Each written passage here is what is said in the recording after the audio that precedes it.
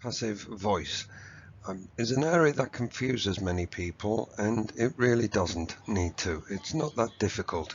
The first question we should ask is, why do we use it? And the answer, as it is to so many questions of this nature in English, is because by using the passive, we change emphasis. In addition to that, the passive is used most frequently in formal language. It sounds more objective. It sounds more distanced. It is a voice. It's not a verb tense or a verb form. It's a way of speaking, an aspect. We call it a voice. It's a way of presenting a sentence through the reversal of subject and object around the verb. It reverses an active sentence, and the agent or agency become the object instead of being the subject, which they normally are in an active sentence. And as I said, it tends to appear more in formal writings because the information is presented more objectively and dispassionately. How do you create it? Well, in an active sentence, the subject is the agent. The man killed the angry dog. The man is the subject, and in this case, the subject performed the action. The action is transferred from the subject, agent, through the transitive verb to the object, in this case, the angry dog. In the passive form, the subject and object are inverted, but the agent, the man, remains the same. Therefore, the verb form has to change to reflect this change. In the passive, it becomes the angry dog was killed by the man.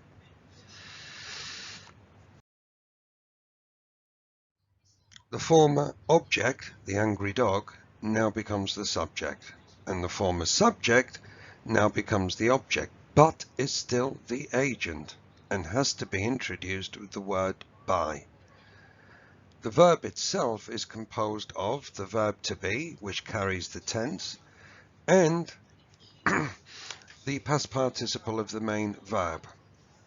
So in the original active form, the man killed, past simple, the angry dog. That killed has to be transferred into the verb to be in the past simple, third person, singular, was. The past participle of killed looks exactly the same as it does with most regular verbs as the past simple form of kill. And it looks like it stays the same, but it's doing a different job. In the active form is the past simple, in the passive form killed is the past participle.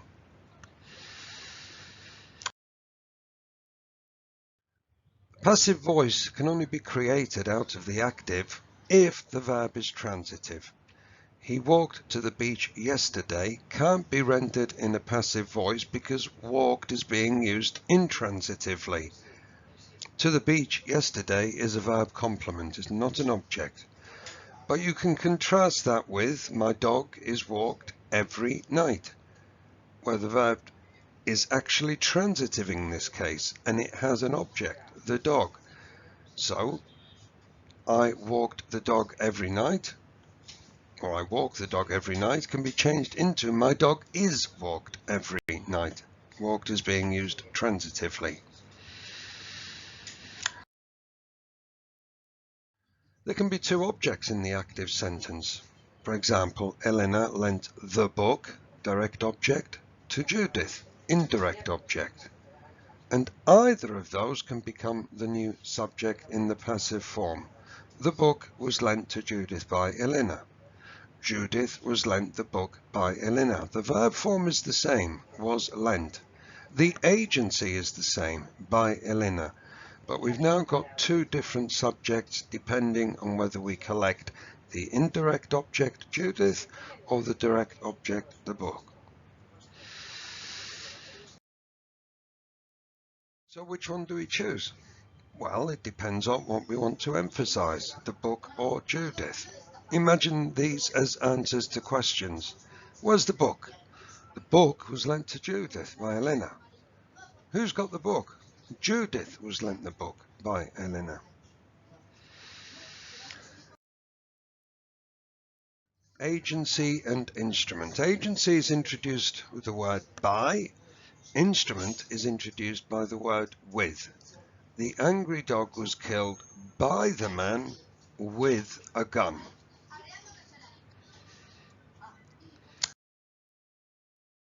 The impersonal passive, a fantastic structure.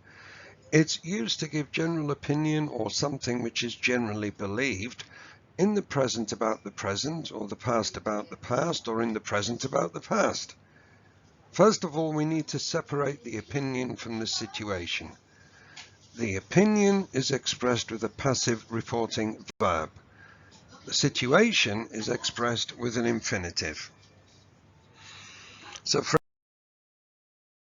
example, to express the opinion in the present, we use a reporting verb in the present passive.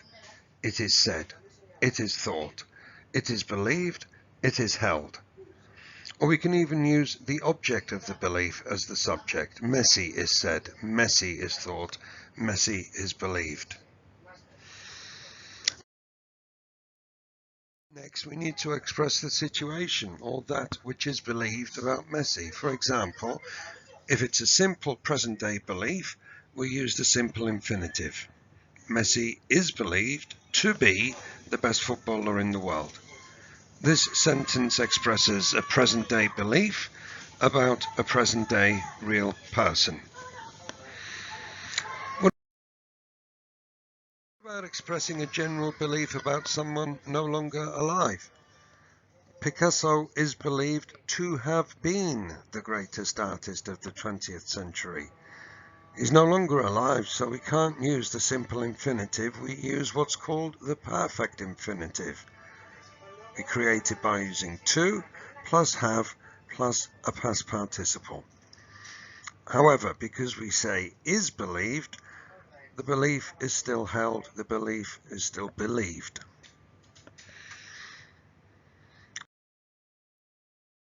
Messi was thought to be the best footballer implies the opinion is held no longer.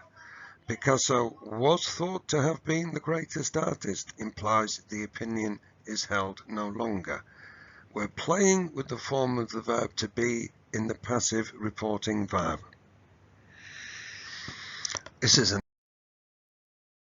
another very useful form, the causative have. It acts as an alternative to the passive, sort of.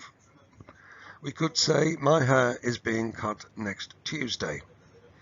We don't need to say, by the hairdresser as an agent, because it's understood. Who else would cut my hair?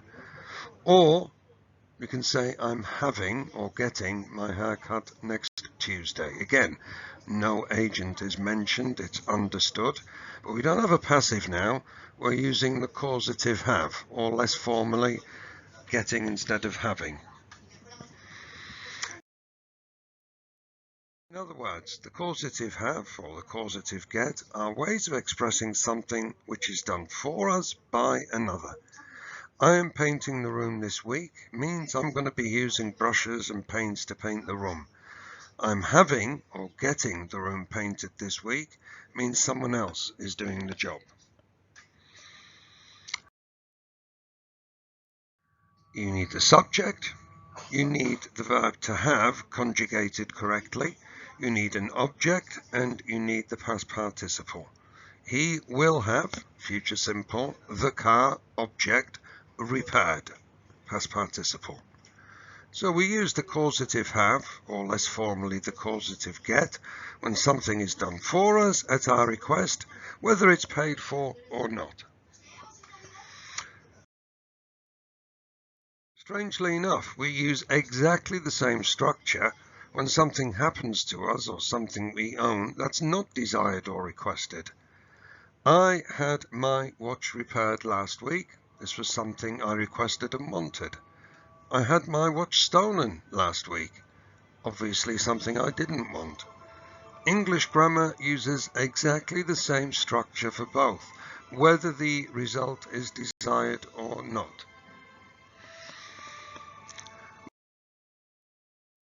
We can look at 3 sentences to illustrate the difference between active, passive and causative forms. We painted our house last year. It's an active sentence and the agent is the subject, we. The house was painted last year is passive. The agent is unclear in this one. It doesn't say by us and it doesn't say by friends. So in that case, it's unclear. We got the house painted last year is causative and the agent is definitely not us. It was something requested. So the causative have or get are not exact replacements for the passive because we can rule out ourselves as the agent using the causative have or get. So in the passive voice, agency is key in understanding the passive, who or what perform the action. The passive is only available when the active sentence has a transitive verb. The passive form can take two options if there is a direct and an indirect object in the active sentence. We can use the impersonal passive to express general opinion, which we need not agree with. And we can use causatives in a similar way, but not exactly the same way as the passive. Passive voice appears more frequently in formal writings because it sounds objective.